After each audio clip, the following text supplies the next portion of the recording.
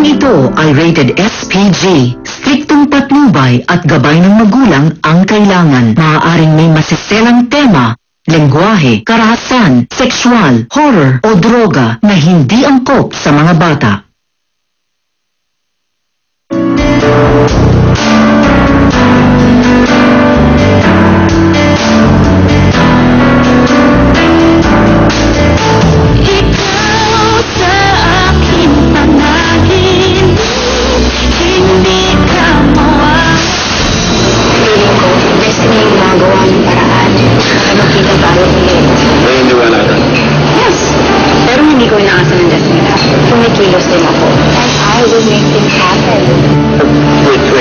I can't do this, I'm sorry. Lalabasin yung naman si Eloisa. Masasaktan si Bobby. Akala mo ba gusto kong gawin to? Gusto naman ito. Gusto kay Bobby. Alam mo, mapatirin ko dito, manluloko yan. Mary, si Eloisa, kamusta po? Wala niya siya dito eh. Hindi ko alam kung nasaan. Nandito ba si Eloisa? Wala siya dito. Bakit? Ay, pinalayasan siya ni Donnie natin. Nalaman ko niya ang tungkol sa relasyon namin ni Eloisa dati. Ang tingin niya, hanggang ngayon niloloko namin si Bobby at may relasyon pa rin kami. Eloisa, si Eloisa! Kung naglang na siya, bakit niyo siya dito tumayo? Kahit anong mangyari, kailangan kasi lang ang kwenta natin lahat ha. Nag-away si na mama at si Eloisa. Tapos yung beses natin nakita si Eloisa, nagkulong siya sa kwarto. Tapos wala na. Ganun lang. It's done na, mama. Wala ka nang naiintindihin pa. Oras na magkamali siya. Kailangan mo siya malahanan. Hindi na magagawang magsumbong sa mga pulis. Wala naman naniniwala sa kanya eh. Good job, Mano. Makasahan ka talaga.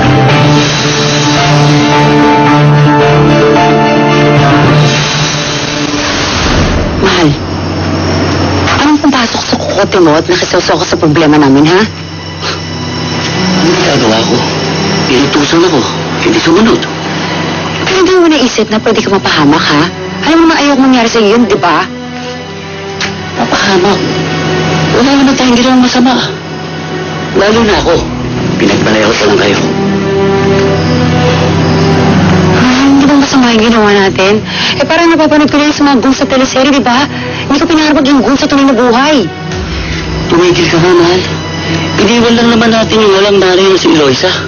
Kung anong mangyari sa kanya doon, wala na tayong pakialam doon. Mahal naman. Ang hirap kasi sa'yo eh. Lulo ka ng hinay ang loob mo. Hindi mo gayahin si Margot. Palaban. Dapat ganun ka din. Walang din kasi ako kay girl. Mabait sa akin yun eh. Mahal, huwag mo sasabihin sa kanila yan. Alam ko naman yun. Alam mo, dapat sumunod ka na lang sa mga gusto nila. Kung anong gusto nila mangyari, sumunod ka na lang. Total, hindi mo naman kayang kumontra, di ba? Salamat sa moral support, ha?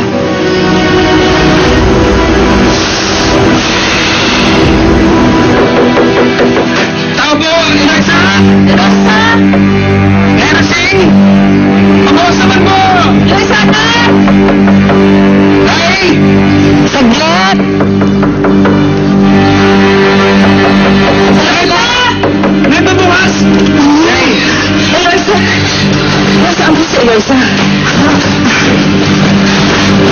Hindi ko alam. Basta pagkatapos sila mag-away yung Hilala, kasama mo dyan si Margot at saka si Gigi. Nalayas po siya. Hindi ko, pero hindi ko alam yung nangyari eh. Eloisa! Eloisa! Eloisa! Eloisa! Oo, papalayasin dapat namin si Eloisa. Pero nung pinasok ko siya doon sa kwarto kung saan siya nagtago, wala na siya. Malamang umalis na yun, no? Hindi ka man maniniwala sa'yo. Huwag ka maniwala. Nagsasabi ako ng totoo. Kahit hanapin niya si Eloisa dito, hindi niya siya makikita. Eloisa! Anak! Bakit dahil hindi naman kailangan sumigaw? Hanapin niyo lang. Anak, tulog eh.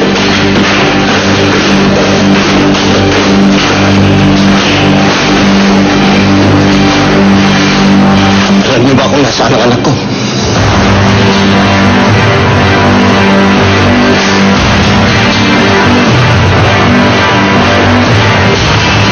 Eloisa! Eloisa? Ate?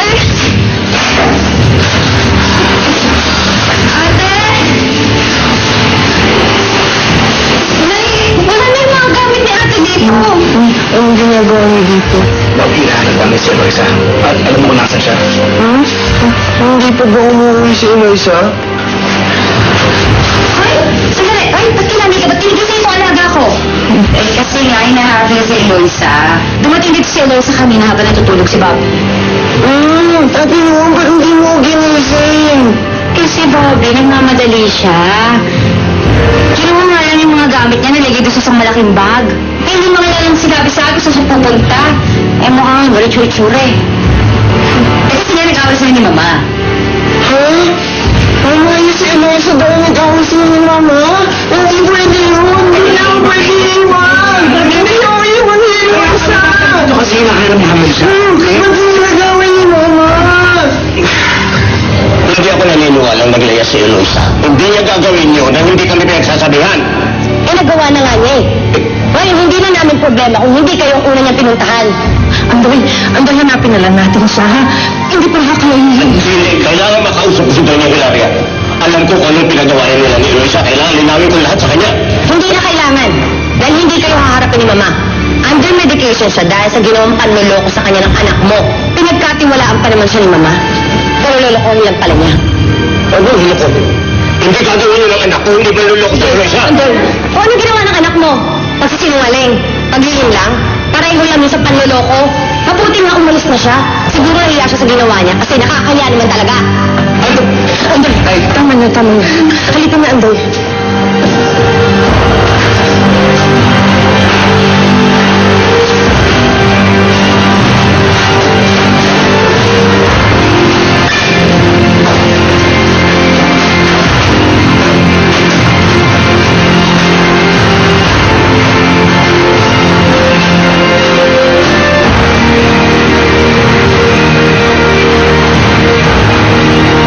Sasara ng pinto.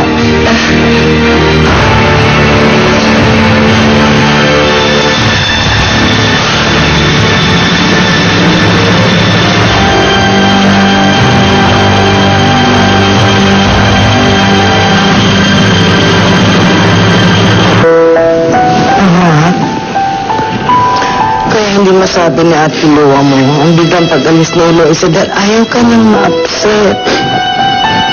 Naiintindihan mo ba ako? Hindi, Mami. Gawin niyo si Eloisa kaya sumalsi. Oo, Bobby, nagkasagutan kami. Pero hanggang doon lang naman yun eh. Nag-sorry pa nga ako sa kanya. Dahil alam ko ayaw mo yung mga nag-aaway. Pero, hindi na tinanggap ang apology ko. Parang nga siya nagalit eh. Hindi, Mama. Hindi naman ganun si Eloisa. Kung talagang sorry ka, tatanggapin niyo yung sorry mo, Mama. Bobby, anak. Mas ba naniniwala ang sinabi ko? Ang niyarapset at nabigla ka sa pag-alis ni Eloisa. Pero yun talaga nangyari between us. Talagang sorry kayo, Mama. Hanapin niyo si Eloisa. Pagbalikan niyo siya dito, Mama. Pagbalikan niyo dito si Eloisa.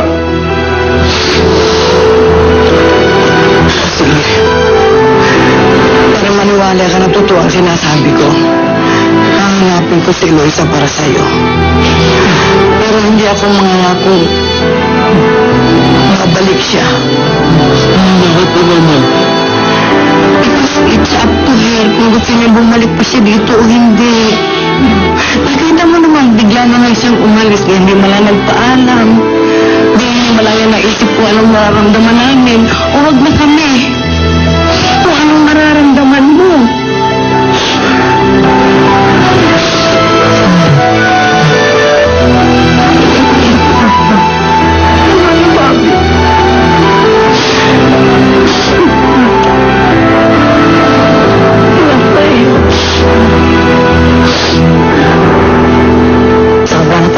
Lahat ng mga pangyayari dito sa mansyon eh, dahil doon sa pagkabuko ng relasyon ni Sir Chino at Ma'am Eloisa.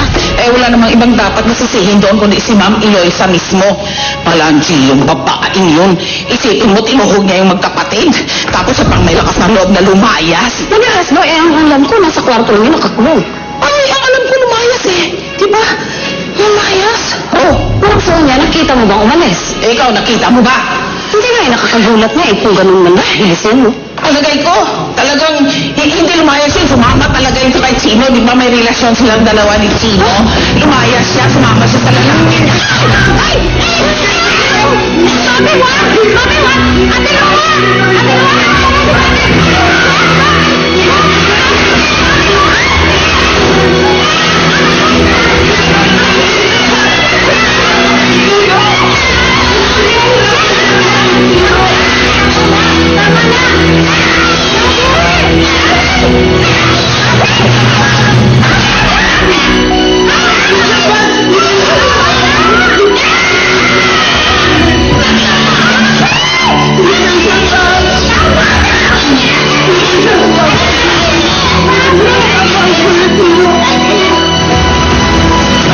mahalaga, Andoy, mahanap na natin si Eloisa. Siya lang nakasagot ng lahat ng tanong natin kung ano talaga ang nangyari at bigla siyang umalis. Hindi nga ako naniniwala na naglayas ang anak natin. Wala rin siya dyan. Ano nga isipin natin? Bakit? Saan siya nagpunta? Like nothing. Kayo na po yung nakakakita sa mga nangyayari sa loob. Baka naman may hindi kayo nasasabi sa amin. Ano ba talaga nangyari? Pinalayas ba talaga si Nico ni Hilaria o umalis lang ba siya ng kusa? Kasi nahihirapan mo kami maniwala na biglaan lang siya aalis eh.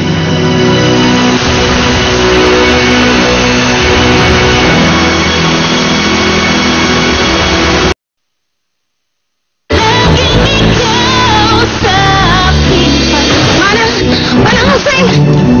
Manang Hussein! Si Bobby ko! Nawawala! Ano yan? Bobby! Manang Hussein! Bobby! Alam mo, kanina ko pa sinasabi, wala tayong mapapala rito.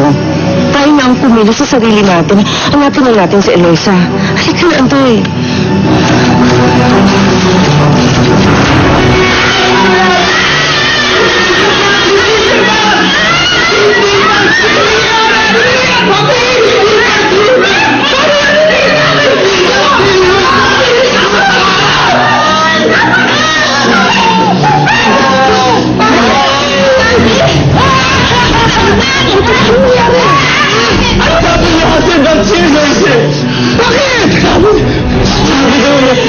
Umalis yung si Eloisa. Sumama daw kay Kuya Gino. May relasyon daw sila. Hindi naman yung totoo, di ba, Kuya Gino? Hindi mo naman nakagawa yung wife na, di ba? Hindi totoo yan, Bobby. Hindi totoo yun. Hindi mo gagawa yung Kuya Gino mo yun sa'yo.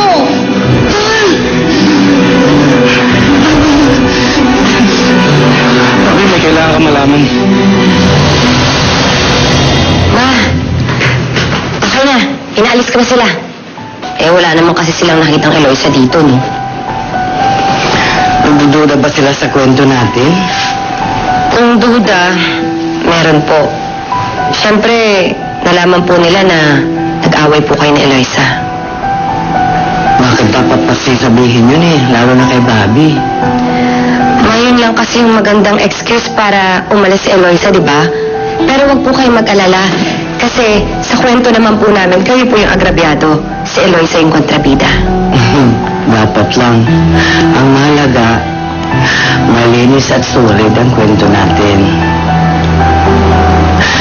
Ang inaalala ko si Rosine Margot. Kahit hindi niya alam ang ginawa niyo kay Eloisa, matalas ang banding niyo. Huwag na po kayo mag-alala, Mama. I'll be keeping an eye on her. Margot, si Bobby, kailangan alalayan siya. Masakit ang mawala si Eloisa sa kanya. Kailangan tulungan natin siya tumubuon para makalimutan niya ang babae niya. Opo, Mama.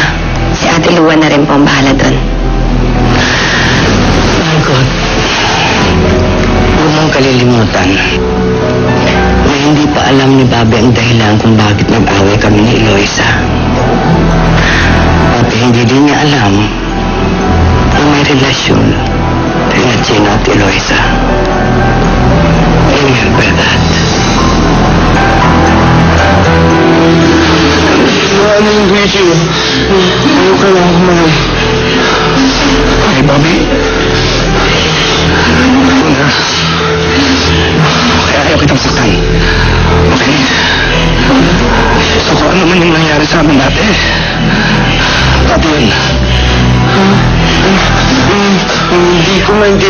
Gina, anong ibig mo sabihin? Bobby, magkaroon kami ng relasyon ni Eloisa. Pero dati kay Bobby, tinawag mo kami maintindihan natin.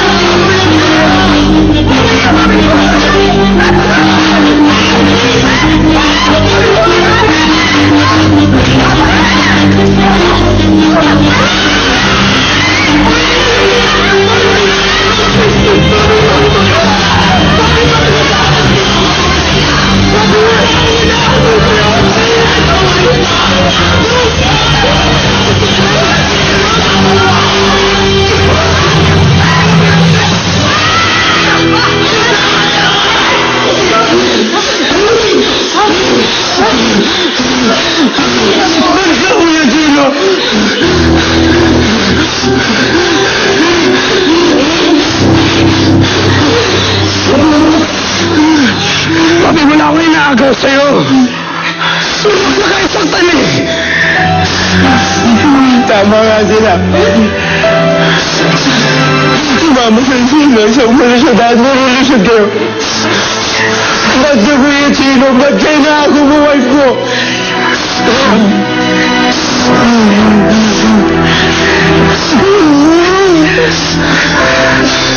Bobby, you have to believe me.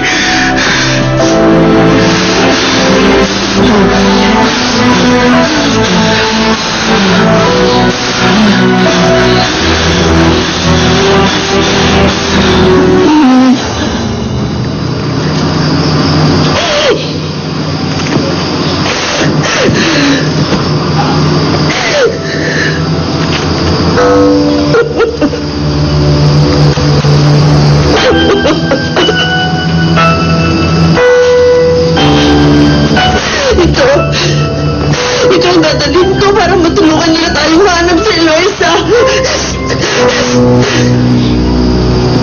Wala ang lalapit, ha?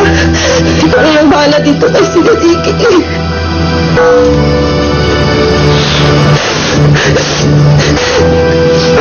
Ano ba iniisip ko? Alam mo, Nay, hindi ako naniniwala sa mga kwento nila tungkol sa anak natin. Kilala ko si Eloisa, hindi niya gagawin ang mga sinasabi nila. Hindi! Pakiramdam ko nagsasinagaling ang pinagturo na yan. Kaya dapat tayo ang kumilos dahil wala tayong mapapalas tayo sa kanila. Oras na malaman kung may masama silang ginawa sa anak. Nanagot sila sa akin, Nay.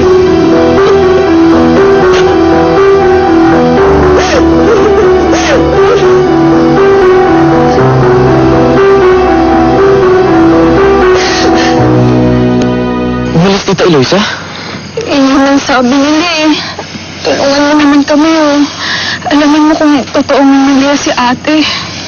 Kasi kami hindi naman kami naniniwala eh. Baka ano yung may pinuntahan sa mga kaibigan niya o sa mga dati niya kaklase? Pwede naman. Pero ang punto ko, Bryce, bakit hindi niyo man lang pinaalam sa amin kung nasan siya ngayon? Hindi naman siya ganun eh. Sa totoo lang, natatakot kami para kay Ate Eloisa. Baka mamaya hindi naman namin alam na may ginawa pala silang masama kay ate. Baka wala naman, Mila. Hindi naman ganun kasama yung mga tao din sa mansion eh. Hindi na kasi namin alam kung anong iisip ko namin. Sobrang nag-aalala lang talaga kami kay ate.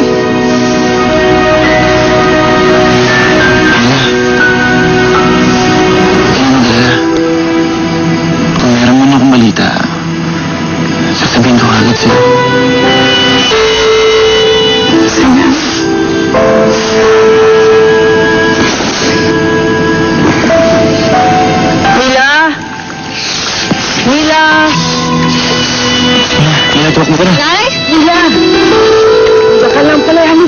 niyo ako sa presinto.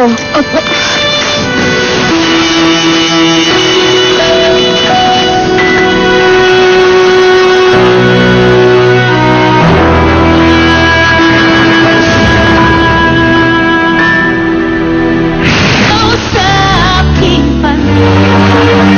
Sinabi naman po pala ng mga kasama niyo sa bahay na naglayas siya eh. Bakit po natin hahanapin? Hindi po kasi ako naniniwalang naglayas siya. Hindi po niya kami pinuntahan o tinawagan man lang. Hindi po niya magagawang umalis nang hindi mo na nagsasabi kasi ayaw na ayaw niyang nag-aalala kami sa kanya. Kaya masama po ang kutob ko na may masamang nangyari sa kanya kaya nawawala siya. Bigyan niyo muna ng parang misis. Baka umuwi rin po yun. Nag-away po sila ni Doña Hilaria. Sila ang may kinalaman kung bakit nawawala ang anak ko. Mahirap magbintang misis. May ebidensya po ba kayo sa mga sinasabi po niyo? Wala po akong ebidensya, sir, pero sila lang po ang kasama ng anak ko. Kaya wala po akong pwedeng pagbintangan sa pagkakawala ng anak ko kundi sila. Nakikiusap po ako, sir. Sir, tulungan niyo po ako. Kahit alamin niyo lang po nasaan si Eloisa. May pakiramdam po kami na nagsisinungaling ang mga Buenaventura sa amin. Pasensya na po sa abala, Doña Hilaria. Am I under investigation here, officer? Because I have to call my lawyer. Hindi na po kailangan, ma'am. Kayo po kasi yung huling nakasama nung nawawala. Pumunta kami rito para alamin lang yung dahilan kung bakit siya umalis. Tinatanong kasi ng pamilya niya.